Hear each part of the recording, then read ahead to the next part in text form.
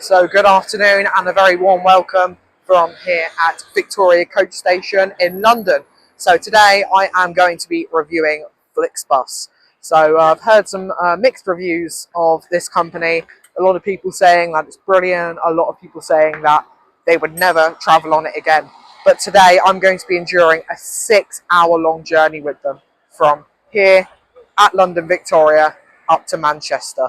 Now, Victoria Coach Station is quite old, with it opening its doors for the first time in 1932. As of today, the station acts as a major hub, operating with 14 million passengers travelling through it annually. Now, today's service is the 1330 number 23, operating from gate 18. Let's go and have a look. Now, with boarding commencing in just 1.5 hours, it gives me a good time to explore the coach station.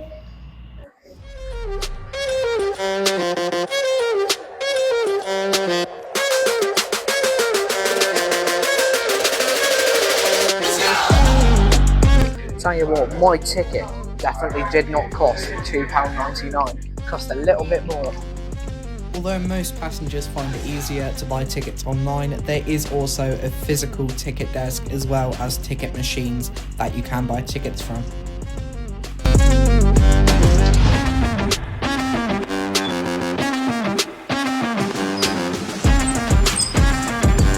The station offers a wide range of facilities such as a mobility lounge and other restaurants like a Greggs, a Starbucks and a Pret.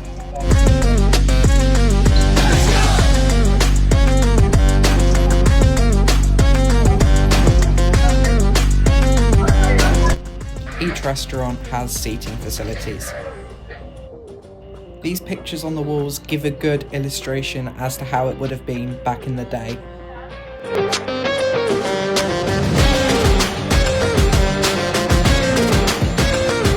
With that in mind, let's head to our gate, which previously mentioned is gate 18.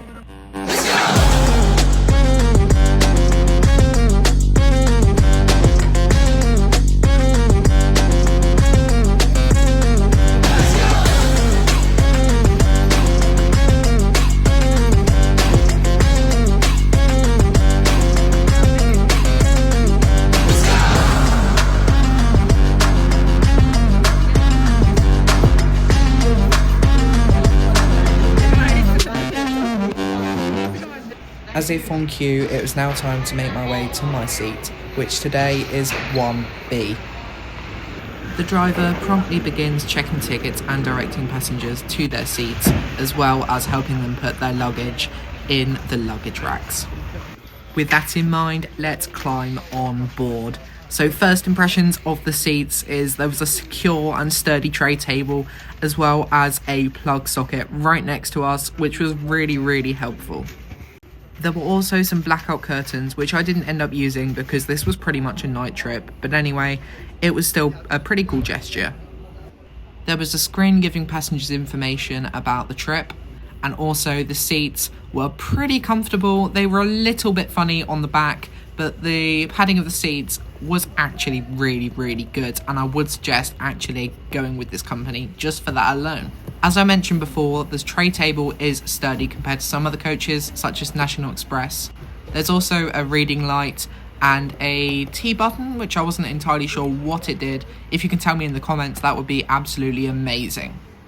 There were armrests both in between the seat and on the outside of the seat, which were quite comfortable.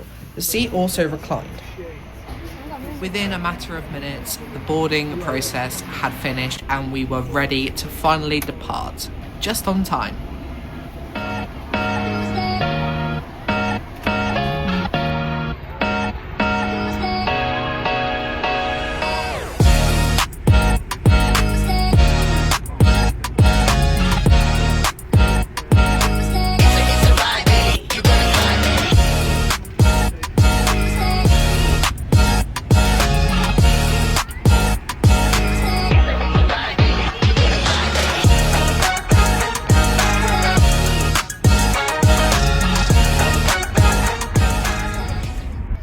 As I glide out of a very beautiful, albeit busy London, I catch sight of the Hyde Park Winter Wonderland. This attraction normally runs from the end of November through to the beginning of January. Suffice to say, it has grown exponentially over the last 20 years since its opening, with more and more thrill rides and other attractions added each year. It even houses the largest travelling roller coaster and drop tower in the world.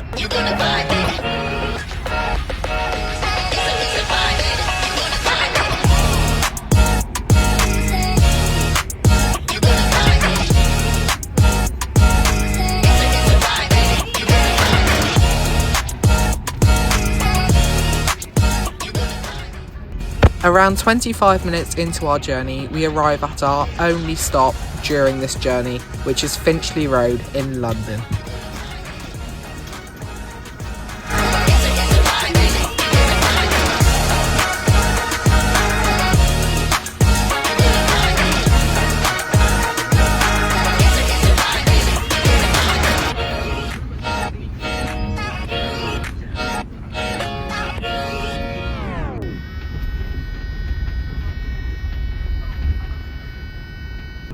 That alarm there is someone pressed the wrong button. There's a flush button and an SOS button. If you don't press the red button, everybody knows don't press the red button. So now unfortunately that alarm's going to be going off all the way up the motorway. Around 40 minutes after departure, we said goodbye to London as we merged onto the M1 to head northbound.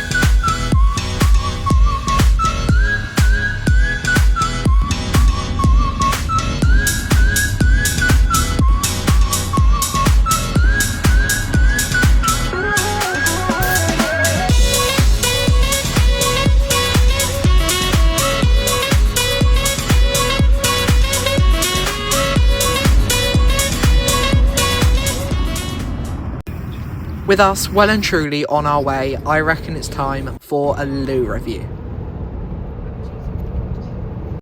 It's a quick little loo review. It's a fairly small loo. Toilet there, little sink. And yeah, pretty cramped, but we're okay.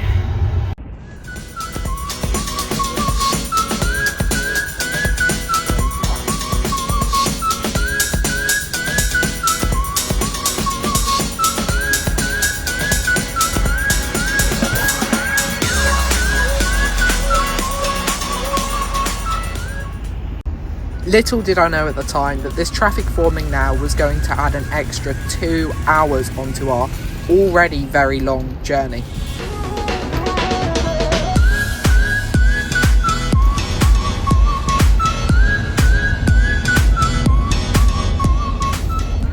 Nevertheless, after 2 grueling hours, we were finally back on the move.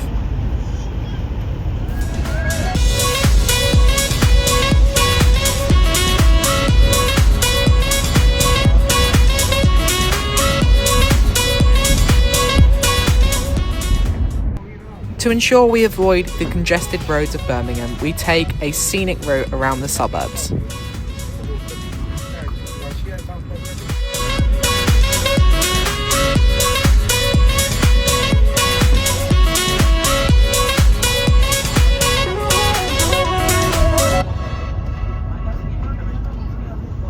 And just under 5 hours later, we pull into a service station for a driver change.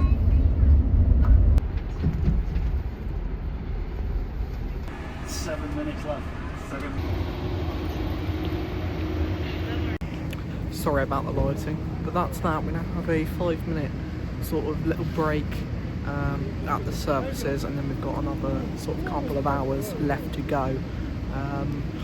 Hoping they're not going to be as grueling as the last 5 hours that I've spent on that thing there. It's not fun. Yet again, within just a few minutes, we were back on the motorway and making progress.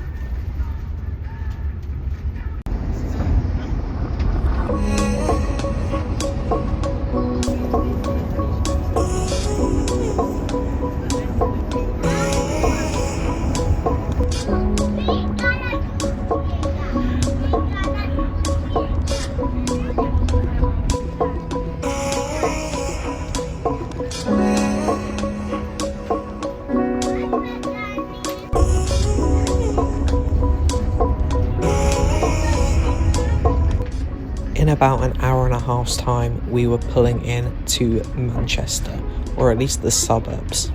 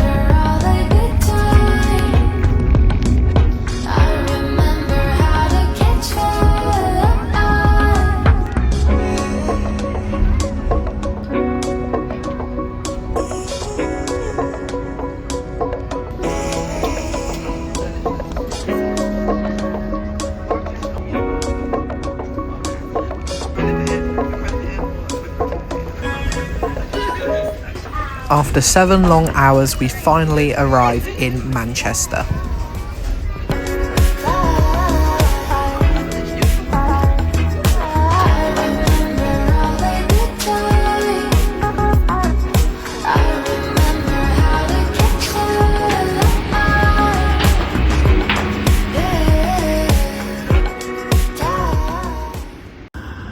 So, Flixbus, well, I have to say a good company overall, very impressed with it.